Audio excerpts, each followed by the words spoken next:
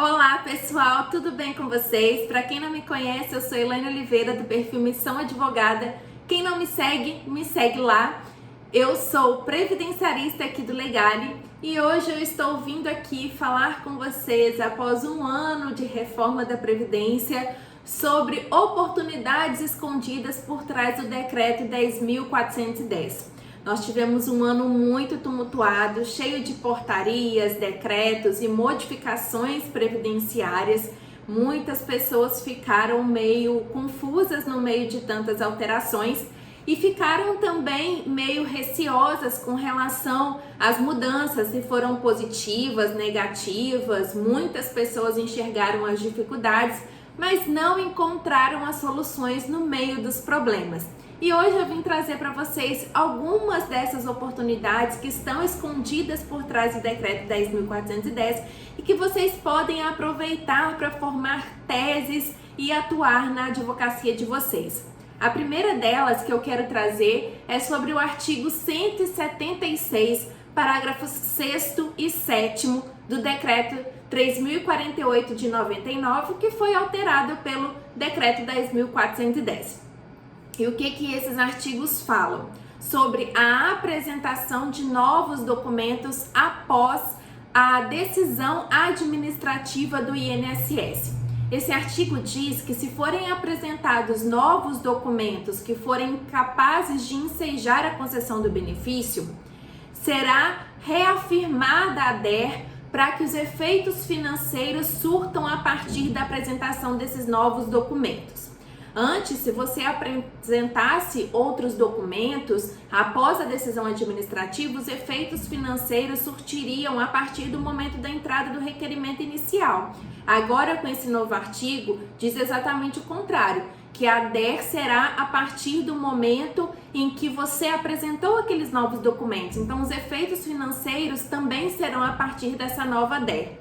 Só que esse entendimento fere a súmula 33 da TNU, que diz exatamente aquilo que a posição antiga trazia, que independentemente do momento em que você apresenta os documentos, e no momento em que você deu a entrada no requerimento, você já preencheu os requisitos para concessão do benefício, os efeitos financeiros surtem a partir de então. Também é um entendimento atual do STJ sobre a matéria. Então, esse artigo do Decreto 3.048 de 99 acaba ferindo posicionamentos do Judiciário sobre a matéria. Aqui também fere a questão do direito adquirido, porque já que a pessoa tem direito àquele benefício desde o momento em que ela deu a entrada, se ela apresenta documentos depois, ela poderia sim ter esse benefício concedido desde a DER original desse benefício. Então fiquem atentos com relação a isso para que vocês possam brigar judicialmente pelo direito dos seus clientes. Outra situação que eu quero trazer para vocês é o artigo 19C do Decreto 3.048 de 99, que diz sobre os benefícios por incapacidade intercalados não contam como carência. Nós já tínhamos uma ACP do TRF da 4ª Região que mandava que o INSS contasse como carência aqueles benefícios por incapacidade intercalados para os estados da 4ª Região. Inclusive, nós temos um artigo na IN que diz exatamente sobre isso. Já para os demais estados não havia essa previsão na IN e nós tínhamos uma briga no judicial para que contasse também para as outras regiões do Brasil. Nós tivemos então a ACP, oriunda do Rio de Janeiro, que determinou que o INSS computasse como carência aqueles benefícios por incapacidade intercalados para todo o Brasil. Então hoje nós temos em vigência uma ACP e nós temos também a portaria número 12 do INSS, que saiu esse ano, inclusive, após essa decisão da ACP, para regulamentar os efeitos dessa ACP e mandar que o INSS compute como carência esses períodos intercalados de benefícios por incapacidade. Mais uma vez o decreto vem e bate de frente com uma posição judicial em vigor. Ainda sobre os benefícios por incapacidade, nós temos o artigo 65, parágrafo único do decreto 3.048. Antes do decreto 10.410, esse artigo previa o seguinte, que aquele segurado que saísse em gozo de benefício por incapacidade e ele exercesse atividades especiais quando em gozo desse benefício, aquele tempo seria considerado como tempo especial. Só não havia previsão para aqueles benefícios de natureza previdenciária. Esse entendimento era para os benefícios de natureza acidentária tão somente. Mais uma vez, nós fomos ao judicial e o judicial entendeu, através do tema 998 do STJ, que o cômputo também deveria servir para aqueles benefícios de natureza previdenciária. Ou seja, se o segurado estivesse exercendo atividades especiais, quando ele saiu em gozo de benefício por incapacidade, esse tempo em gozo de benefício por incapacidade seria computado como tempo especial, tanto para os benefícios de natureza acidentária, como para os benefícios de natureza previdenciária. Nós tivemos recentemente, no final de outubro, a rejeição de um recurso interposto pelo INSS para o STF. Portanto, prevalece o entendimento do STJ sobre o assunto do tema 998, que diz que deverá ser computado sim como tempo especial os benefícios de natureza previdenciária ou acidentária se o segurado exercia atividades especiais quando saiu em gozo de tal benefício. Ocorre que desde o decreto 10.410 foi suprimido do texto regulamentar que seria computado como tempo especial, inclusive aqueles de natureza acidentária. Vejam que mais uma vez vem o decreto e bate de frente com a decisão judicial em vigor. Outra possibilidade que já vem desde a Emenda Constitucional 103, através do artigo 26, parágrafo 6º, e também foi confirmada pelo Decreto 3.048, no artigo 32, parágrafo 24, é a possibilidade de descarte daquelas contribuições que excedam ao mínimo que o segurado precisa ter e que acabem resultando em redução do valor do seu benefício, que é nada mais, nada menos do que o fim do divisor mínimo. Antes da Emenda Constitucional 103, lá na regra antiga, nós tínhamos o divisor mínimo. E o que era? Nós pegávamos ali, dentro do período básico de cálculo do segurado, de julho de 94 até o mês anterior à DER, todo o período que tinha transcorrido, todos os meses que tinham transcorrido, e aplicávamos o divisor mínimo. Então, se nós tivéssemos ali, desde julho de 94 até o mês anterior à DER, transcorridos 100 meses, o segurado precisaria ter 60 contribuições dentro desse período básico de cálculo para que ele não sofresse a redução do divisor mínimo. Então, se ele tivesse, por exemplo, 50 contribuições, nós corrigiríamos monetariamente todas essas contribuições, somaríamos e dividiríamos por 60, o que acabava reduzindo o valor do seu benefício.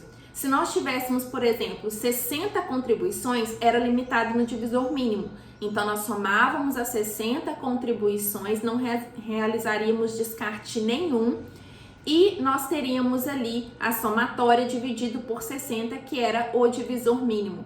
Nós poderíamos descartar apenas se excedesse a esse valor do divisor mínimo e nem sempre nós poderíamos descartar também 20%, já que nós teríamos um divisor mínimo ali. Agora, com o fim do divisor, nós temos a oportunidade de oferecer um planejamento previdenciário para os nossos clientes e até mesmo para aquelas pessoas que estão no anseio de receber a pensão por morte. E eu vou explicar por que na sequência, viu? Mas, com o fim do divisor mínimo, além dessa possibilidade de fazer um planejamento previdenciário para os nossos clientes, nós temos também a possibilidade de oferecer o melhor benefício de fato que ele tem direito. Porque pensem bem, se nós não temos um mínimo a ser dividido, basta uma única contribuição e todo o resto ali contribuído, ele precisa ter, vamos supor, uma mulher que quer se aposentar, precisa ter no mínimo 15 anos de tempo de contribuição. Ela precisa ter as 180 contribuições, 15 anos de tempo de contribuição e tudo que exceder ela pode descartar. Então vamos supor que ela tenha essas 180 contribuições antes de julho de 1994. E depois de julho de 1994, ela só contribuiu em cima do salário mínimo. Ela pode descartar essas contribuições todas depois de julho de 94, fazer um recolhimento em teto e ela vai ter o quê? 60% de teto, o que dá mais de R$ 3.660. Então pensem bem antes de fazer o requerimento do benefício do segurado de vocês, da segurada de vocês, para que vocês possam ver se há possibilidade de fazer esse descarte e se ele é favorável ao segurado, à segurada de vocês. É muito importante fazer esse cálculo antes para que vocês tenham certeza de que estão, de fato, oferecendo o melhor benefício, tá? E agora nós temos uma tese, que é com relação aos benefícios não programados.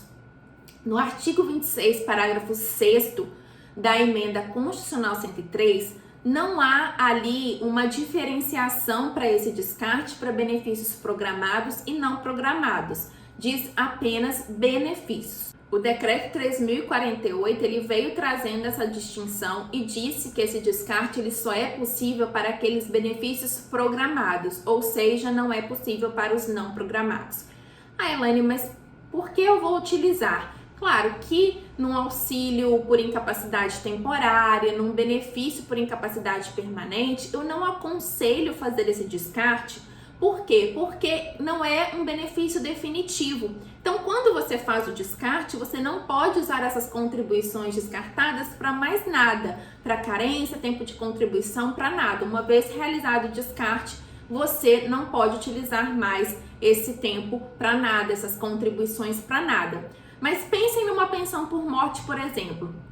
Aquele segurado falecido, ele não vai mais precisar dessas contribuições para obter qualquer um benefício. Aquelas contribuições vertidas ali pelo segurado durante toda a sua vida não servirão para mais nada que não ser a pensão por morte. Então, por que não fazer o descarte na pensão por morte? Sendo que o segurado falecido não vai utilizar para nada, vai servir aquele tempo apenas para a concessão da pensão por morte. Então, no meu entender, na pensão por morte caberia, inclusive pode trazer benefícios para os dependentes e vocês poderiam sim fazer um planejamento previdenciário para os dependentes para que pudessem chegar a um consenso e verificar qual é de fato a melhor concessão, a melhor pensão a se pedir nesse caso. E por fim, eu quero trazer para vocês a ADI 6.096, que trata sobre o prazo decadencial. Desde a MP 871 de 2019, que foi convertida na Lei 13.846 de 2019, nós tínhamos que os atos de concessão, indeferimento, cancelamento e cessação de benefícios teriam a incidência do prazo decadencial de 10 anos para que o segurado pudesse rever esses atos. Porém, com o julgamento da ADI, foi julgado que é inconstitucional essa disposição de ter o prazo decadencial de 10 anos nos casos de indeferimento, cancelamento e cessação de benefícios, valendo apenas para os atos de concessão. Então, se um benefício ele foi concedido, você tem um prazo decadencial de 10 anos para que você possa entrar com a revisão dos benefícios. Caso ele tenha sido indeferido, cancelado ou cessado, não temos mais esse prazo decadencial e passa a valer a redação antiga do artigo 103 da Lei 8.213 de 91. Então é isso que eu queria trazer para vocês. Eu espero que vocês tenham aproveitado e aproveitem todas as dicas que eu passei para vocês aqui. Espero que de fato revolucione a advocacia de vocês. Eu gostaria de agradecer a toda a equipe do Legale pelo convite e até a próxima, gente. Tchau, tchau!